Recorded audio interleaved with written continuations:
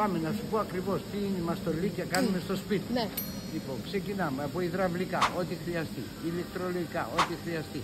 Από πόρτες είναι το αντικείμενό μας. Βέβαια. Να κάνουμε ό,τι χρειάζεται, μηχανισμούς και αυτά τα πάντα. Παντζούρια, σίτες, αυτά, ό,τι... Όλα τα πάντα. Ναι. Τα πάντα.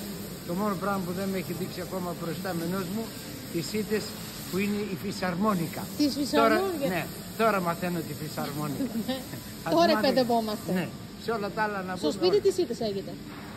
Έχω φυσαρμόνικα, έχω κάθετη. Και κάθετες. Ναι, ναι, και ψηλόμενες. Άρα, μα τύχει κάτι στη φυσούνα, ακόμα δεν ξέρουμε να το φτιάξουμε.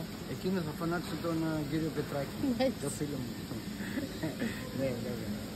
Μάλιστα, είπαμε, ηλεκτρολογικά είπαμε κάνουμε. Και λάμπες και καλώδια, αυτά όλα ματίχη, θερμοσύφωνες. Γενική καθαριότητα από πιάτα, από σίδερο, από πλυντήριο, μαγείρεμα, τα πάντα. Μαγείρεμα, ποια είναι η σπεσιαλιτέ σας?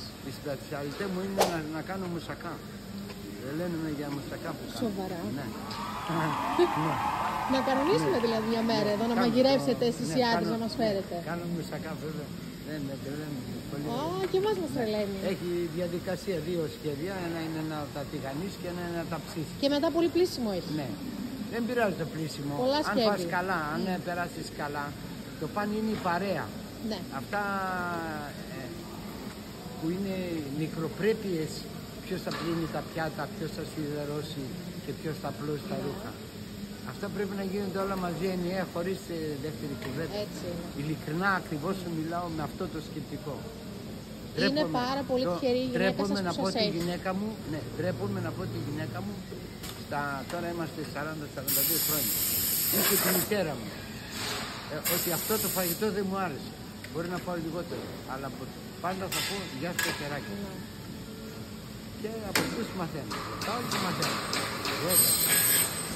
Ευχαριστούμε πάρα πολύ, κύριε Κυριάκο. Την αγάπη μου να είμαστε πάντα με υγεία, χαμόγελο και ζωντάνια. Ναι.